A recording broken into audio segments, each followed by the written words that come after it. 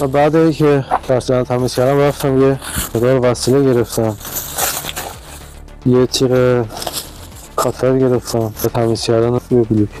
یکی از این بزرگا گرفتم. حالا یه مقدار دیگه کلا در ادامه میگم چی گرفتم. این واشر سرسیلند که بین سرسیلند رو بلوکه نصب میشه، اون قسمتی که برای واشر طراحی شده به صورت واشره روی بلوک سیلندر رو سرسیلند میمونه بعد در آوردن و نیاز داره که تمیز بشه. این قسمت های ورودی و خروجی آب باید تمیز بشه.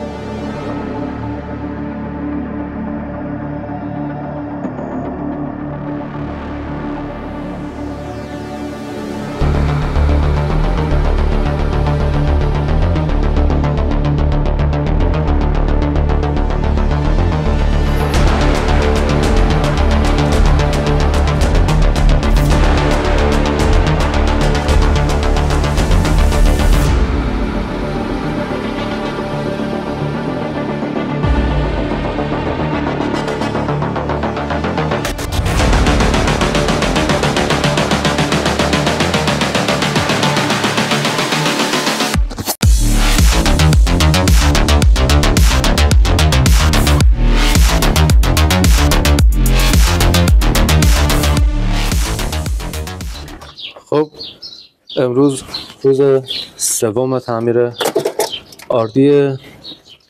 دیشب موتور رو به صورت کامل تمیز کردم، رو سطح رویشو پیستونا رو هم تا جایی که تونستم تمیز کردم. خب سرسیلند رو متوجه شدم که خیلی جزئی، به صورت خیلی جزئی تاب داره، خیلی تابش مشخص نیست، یعنی تو کار مشکلی ایجاد نمیکنه. سرسیلندمون چدنیه، وزنش سنگینه به خاطر چدنی بودنش.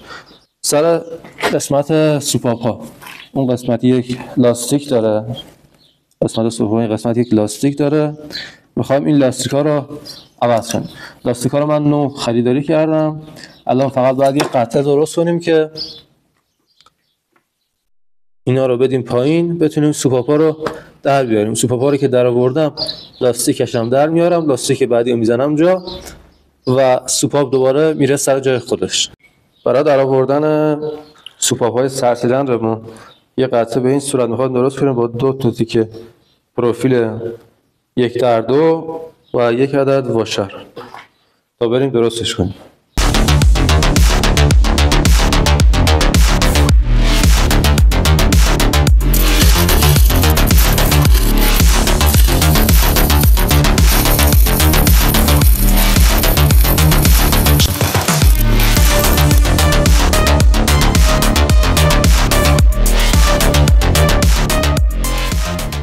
این دستگاهی که درست کردم برای در آوردن سوپاپ، این دسته رو هم بهش اضافه کردم برای افرام کردن بیشتر.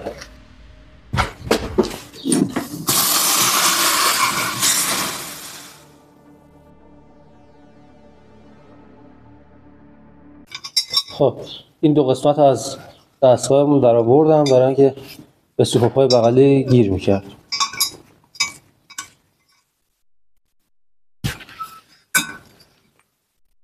خب الان به این صورت دستگاه رو خود میدم پایین و این پینی که اینجا داره راحتی باز میشه و پینی که اینجا داره راحتی باز میشه و میفته.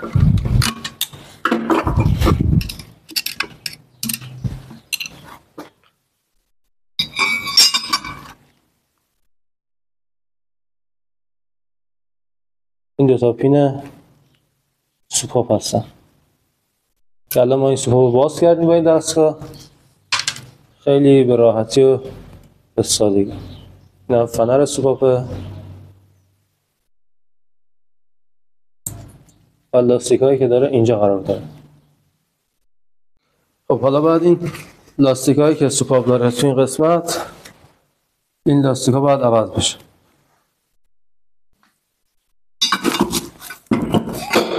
تو این قسمت سوپاپمون هم باز شد. این سوپاپ دوده، سوپاپمون باز شد.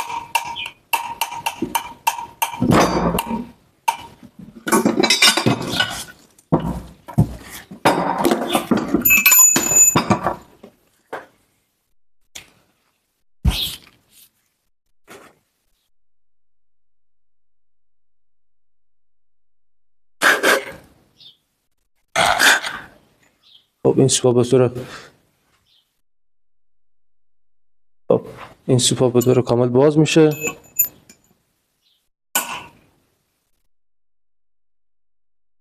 حالا من سوپاپ رو در میارم.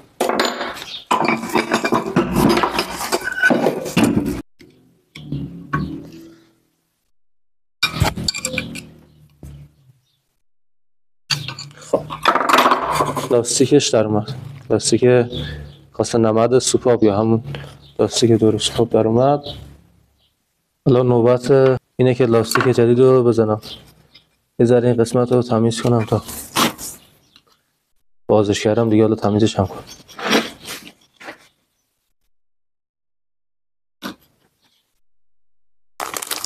اینا لاستیک های نوع سوپاپه. اینا لاستیک های نوع سوپاپه که به این صورت می‌بینید. یکیشون رو در میاریم به این شکل. بعد اینا رو بذاریم جای لاستیک قبلی. این هم لاستیک قبلیه، تفاوتش رو ببینید. خب یکی از لاستیک ها رو عوض کردم، سوپاپ حالا تستی گذاشتم روش. با یک عدد بوکس 12 میذاریم روی لاستیکی که داریم و فشارش میدیم روی پایین. الان باید لاستیک این وری هم درارم.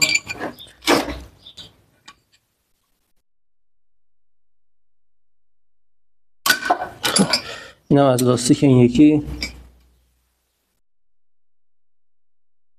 این لاستیک هم در اومد.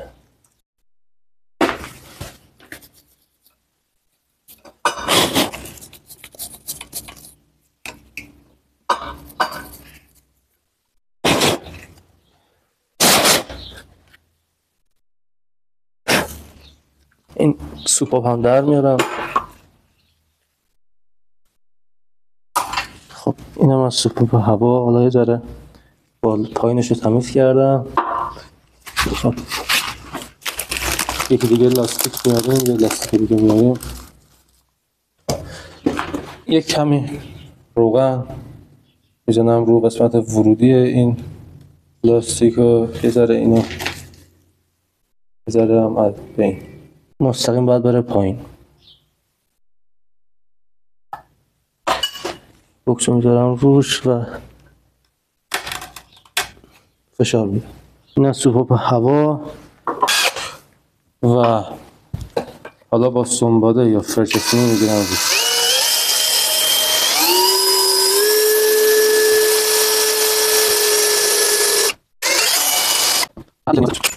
سوپاپ دودم جا زدم، یه قطعه گذاشتم زیر سوپاپ تا وقتی من خار سوپاپ جا میزنم سوپاپ نره پایین. این فنر این سوپاپ بود، هاش به این صورت اندازمش کنارشون.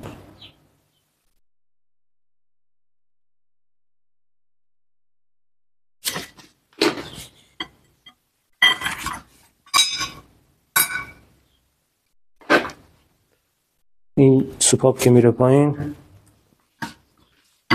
این خارا خود به خود جا میافتن به این صورت. بعد میریم برای سوپاپ بعدی.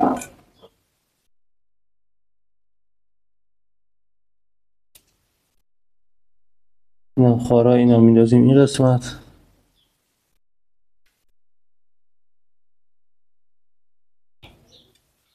این هم افتاد سر جاش. کار دو تا از سوپاپ ها تموم شد. باید تک تک سوپاپ ها به همین صورت با اهرامی که داریم سوپاپ باز بشه، فنر سوپاپ بیاد بیرون، لاستیکش عوض بشه، فنر دوباره بسته بشه و به همین شکل تا آخر.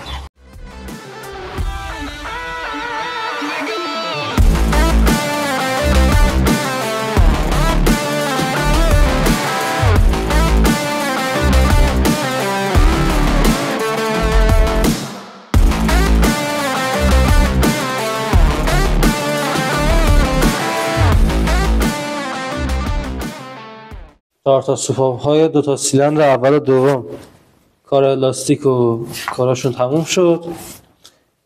مونده این 4 تا سوپاپ، کلا 8 سوپاپ. حالا ماشینایی که 16 سوپاپن، 16 تا سوپاپ و 16 تا از این شرایط داره.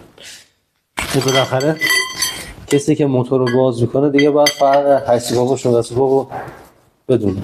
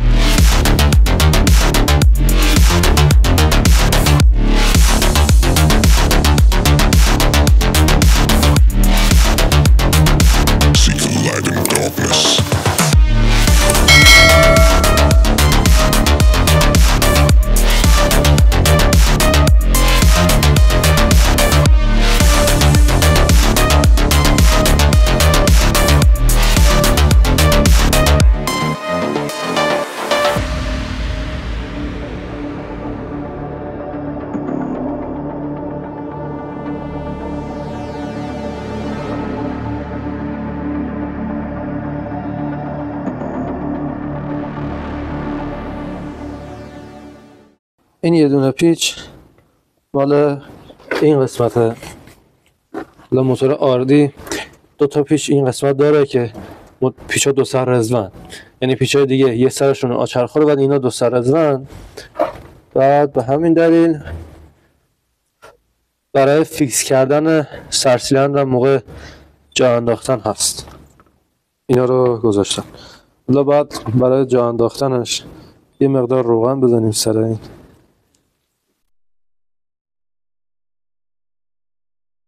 یه مقدار نوکش رو روغنی کردم و میبندمش.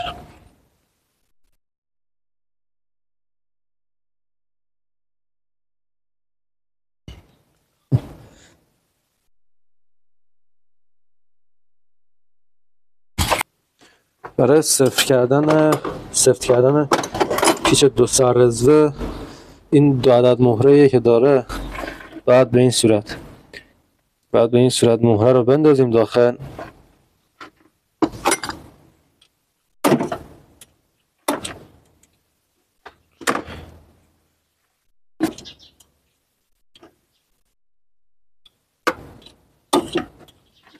خب بعد مهره پایینی رو میچسبونیم به مهره بالایی به جهت عکس هم دیگه. مهره پایینی و مهره بالایی رو میبندیم، سفت میکنیم رو هم دیگه.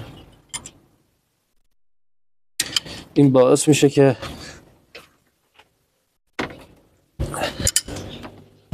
این دوتا مهره روی این رزه ثابت بشن و شما میتونی به این صورت این مهره رو، این پیچ دو سر رزه رو سفت کنید.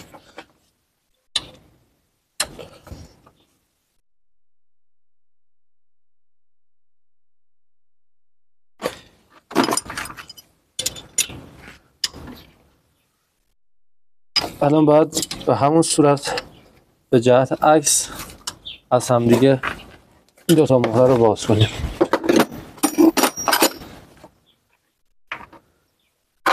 خب ما به این صورت این پیچ دو سر رزه رو سفت کردیم.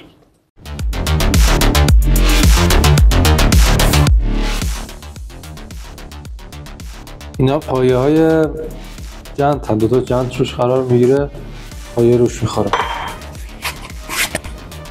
رسیدیم به مرحله تمیز کردن اسپک ها و میل تایپیت ها. حالا همزمان با تمیز کردن اسپک و میل تایپیت قالپاق سوپاپش هم تمیز میکنم. این قالپاق سوپاپ آردیه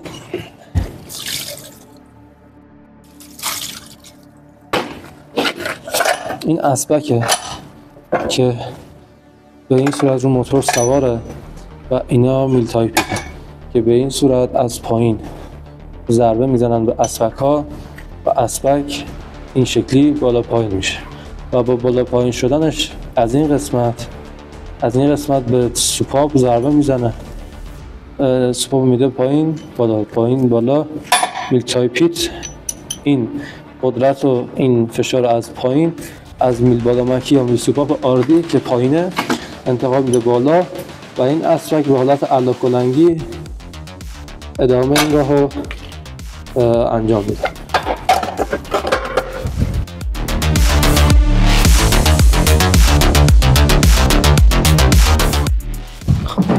اینم فیلتر در همون بخار روغنیه که از موتور خارج میشه.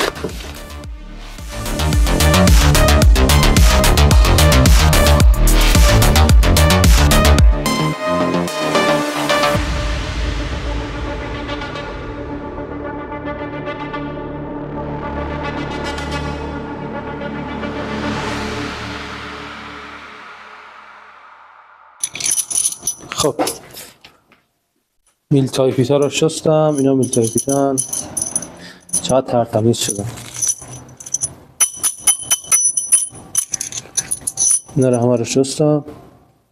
الان باید اسپک ها رو هم بشورم. اسپک هم که شستم دیگه کاری نداره، میریم برای نصب سرسیلند. خب اسپک ها هم به اندازه کافی تمیز شد، بیشتر هم نیازی نداره تمیز کرد. تا داخل این قالپاق سوپاپ هم تا بنزین و اینا اینجا هست، وسیله اینجا هست، تمیزی ازش بکنم بریم برای نصب سرسیلند.